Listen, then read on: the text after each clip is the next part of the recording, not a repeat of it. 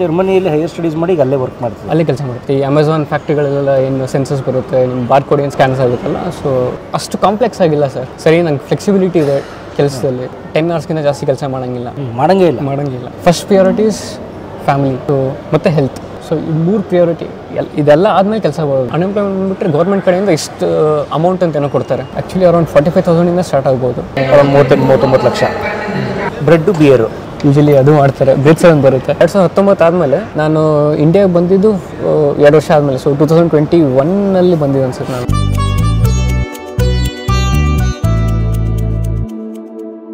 ಸ್ನೇಹಿತರೆ ನಮಸ್ತೆ. ಈಗ ಬೆಳಗಿನ ಜಾವ ಸುಮಾರು 4 ಗಂಟೆ ನಾವು ಕಾರ್ಯನಿಮಿತ್ತ ಮುಂಬೈ ಕಡೆ ಹೋಗೋಣ ಅಂತ ಹೊರಟಿದ್ವಿ. ಕಲಾ ಮಾಧ್ಯಮದ ಒಂದು ಚಿತ್ರೀಕರಣಕ್ಕೆ.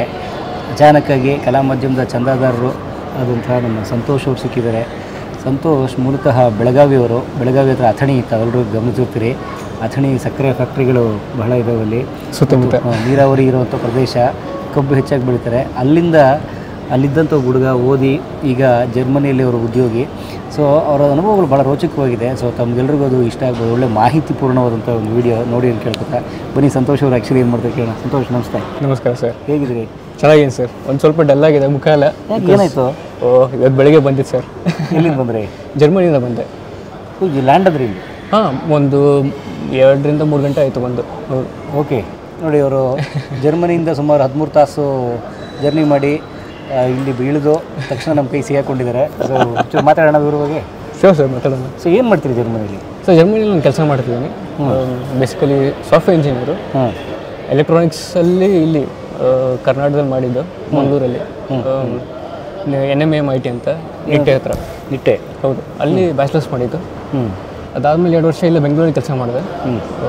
ಅದಾದಮೇಲೆ ಸರಿ ಆಚೆ ಏನಾದರೂ ಟ್ರೈ ಮಾಡೋಣ ಅಂತ ಅನಿಸ್ತು. ಸೊ ಜರ್ಮನಿ ನನ್ನ ಕೆಲವೊಂದು ಫ್ರೆಂಡ್ಸ್ ಇದ್ದರು, ಅವ್ರ ಹತ್ರ ಮಾತಾಡಿದೆ.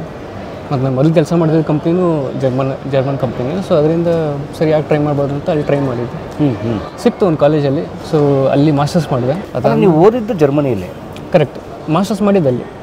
ಸೊ ಇದು ಏನು degree electrical engineering and embedded system ಅಂತ ಅಂದ್ಬಿಟ್ಟು ಕೋರ್ಸ್ ಇರೋದು. BE electrical? ಇಲ್ಲಿ ಎಲೆಕ್ಟ್ರಿಕಲ್ ಥರ ಕೋರ್ಸ್ ಅದು. ಅಲ್ಲಿ ಎಲೆಕ್ಟ್ರಿಕಲ್ ಮತ್ತು ಎಂಬೆಡೆಡ್ 2 ಮಿಕ್ಸ್ ಇತ್ತು. ಅಲ್ಲ, ಇಲ್ಲಿ ಇಂಡಿಯಾದಲ್ಲಿ ಓದಿದ್ದೆ? ಇಂಡಿಯಾದಲ್ಲಿ ಎಲೆಕ್ಟ್ರಾನಿಕ್ಸ್ ಆ್ಯಂಡ್ ಕಮ್ಯುನಿಕೇಷನ್ ENC ಮಾಡಿದ್ದು. ENC BE. Okay. So software engineer ಅಲ್ಲ ತಾವು? ಎಲೆಕ್ಟ್ರಾನಿಕ್ಸ್ ಪ್ಲಸ್ ಸಾಫ್ಟ್ವೇರ್ 2 ಅಂತ ಹೇಳ್ಬೋದು. ಓಕೆ. ಸೊ ಅದು ಜರ್ಮನಿಗೆ ಯಾಕೆ ಹೋದ್ರೆ? ತುಂಬ ಜನ ಈಗ ಸಾಫ್ಟ್ವೇರ್ ಇಂಜಿನಿಯರ್ಸ್ ಅಥವಾ ಓದೋರು ಅಥವಾ ಇಂಜಿನಿಯರಿಂಗ್ ಮಾಡಿದವರು ಅಮೆರಿಕ ಕಡೆ ಹೋಗ್ತಾರೆ. ಹೌದು. ತಾವು ಜರ್ಮನಿ ಕಡೆ ಹೋದ್ರಿ, ಯಾಕೆ? ಏನು ಕಾರಣ? ಜರ್ಮನಿ ಒಂದು ನಾನು ತುಂಬ ನೋಡಿದ್ದು ಅಂತಂದರೆ ಕೆಲವು ಫ್ರೆಂಡ್ಸ್ ಇದ್ದರು ಅಲ್ಲಿ. ಸೊ ಫ್ರೆಂಡ್ಸ್ ಅನ್ನೋದಕ್ಕಿಂತನೂ ನಾನು ಮೊದಲಲ್ಲಿ ಕೆಲಸ ಮಾಡ್ತಿದ್ದಲ್ಲ. ಸೊ ಆ ಕಂಪ್ನಿಯಲ್ಲಿ ಕೆಲವೊಂದು ಕೊಲೀಗ್ಸ್ ಇದ್ದರು ಅವರು.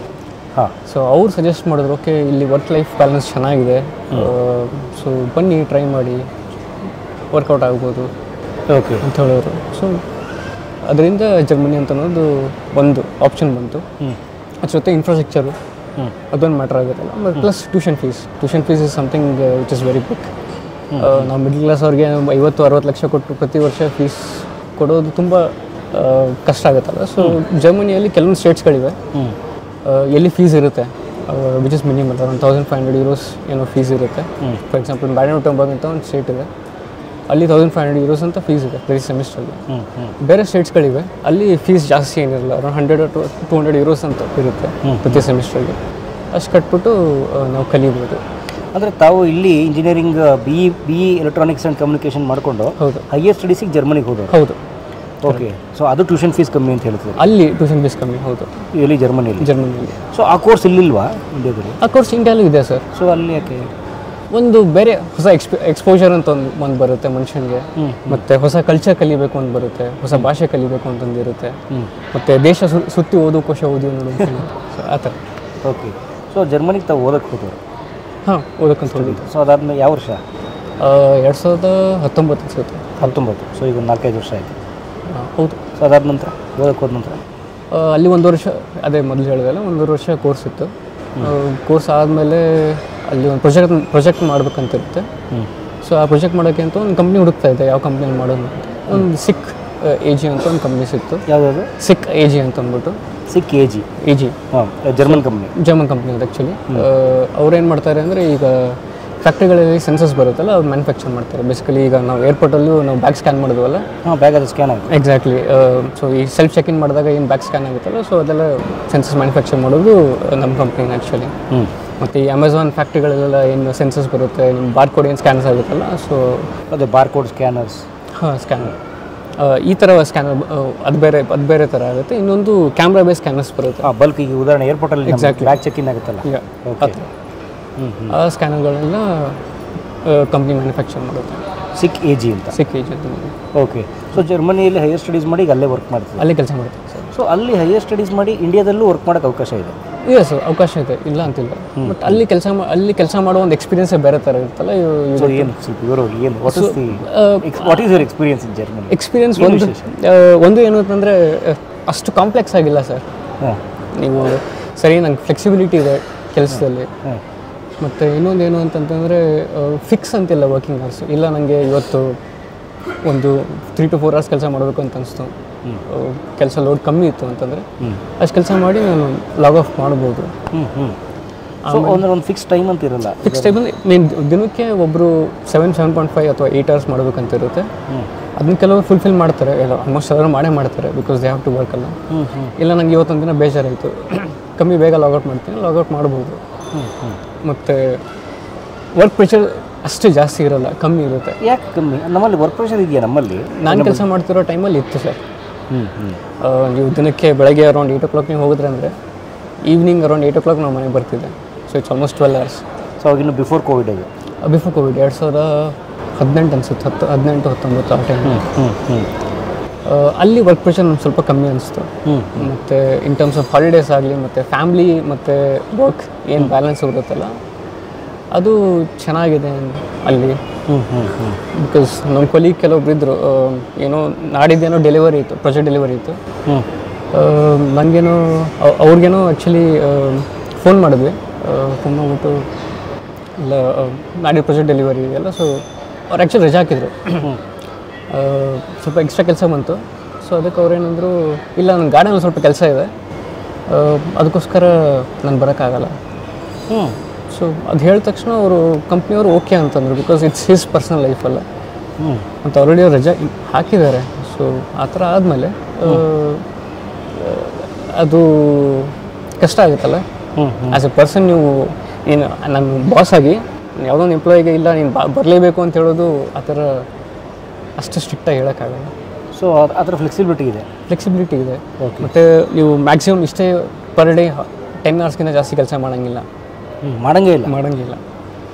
ಮಾಡಿದ್ರೆ ಆ್ಯಕ್ಚುಲಿ ಒಂದು HR ಮ್ಯಾನೇಜರ್ಗೆ ನೋಟಿಸ್ ಅಂತ ಹೋಗುತ್ತೆ.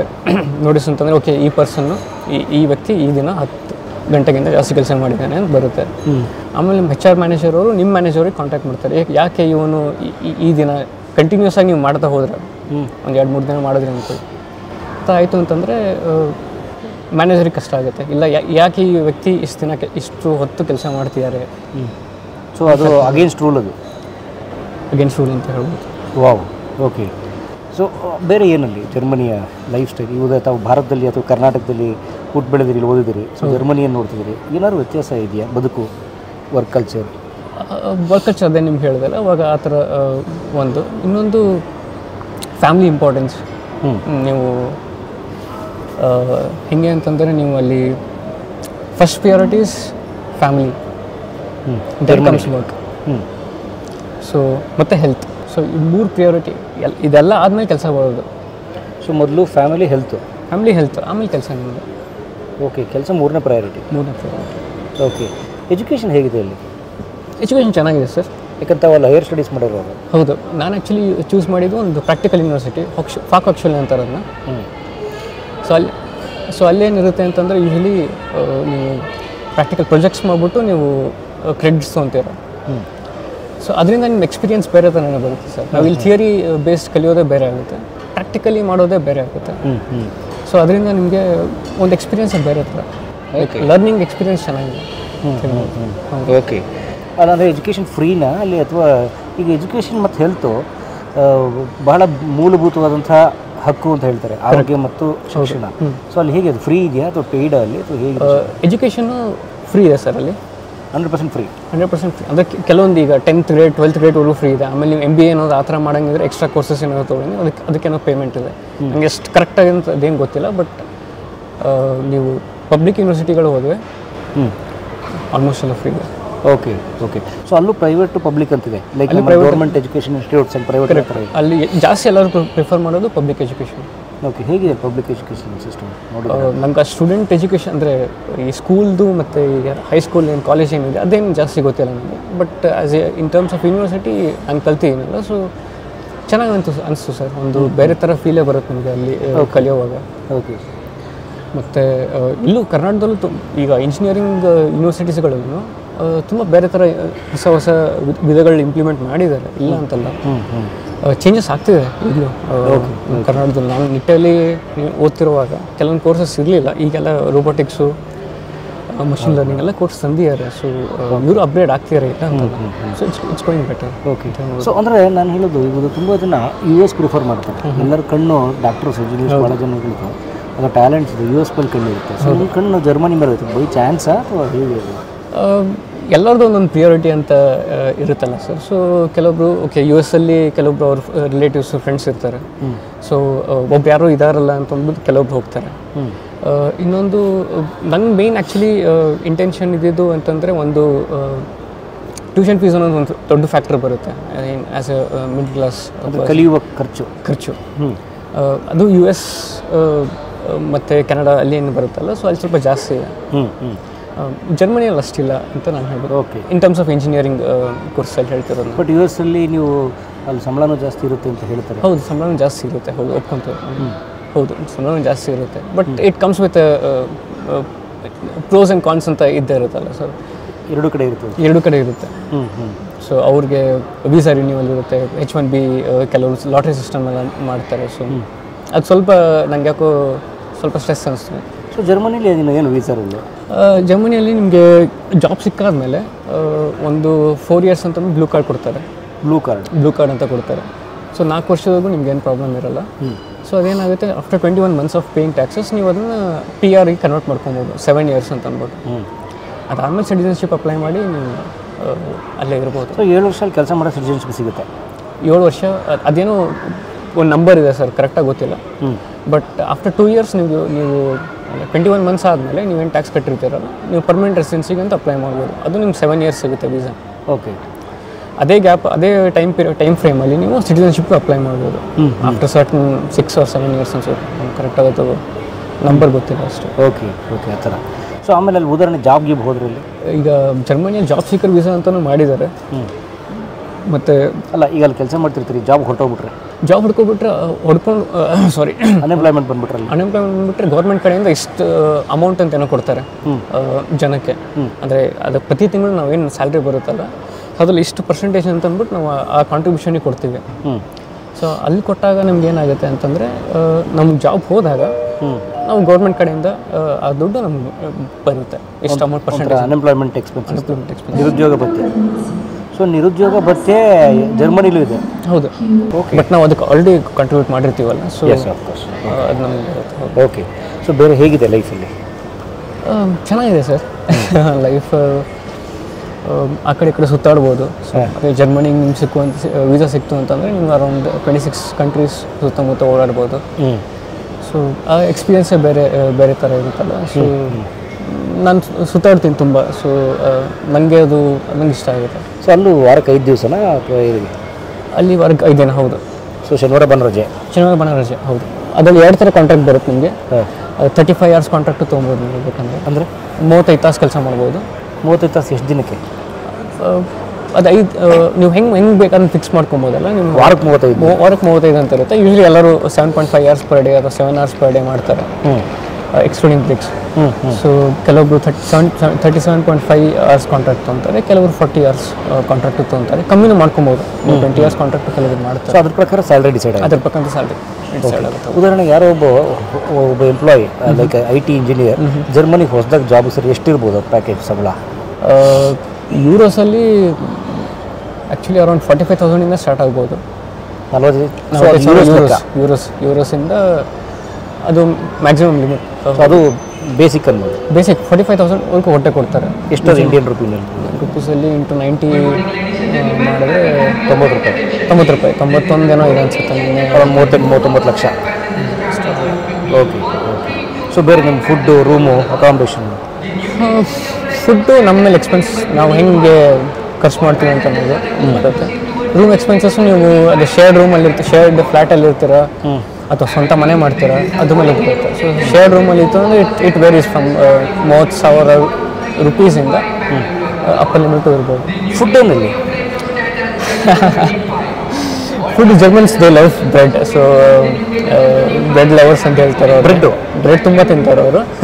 Like more than 100 varieties of bread. ಬ್ರೆಡ್ಡೇ 100 ವೆರೈಟಿ, 100 ವೆರೈಟಿಗಳಿವೆ. ಅದ್ರ ಜೊತೆ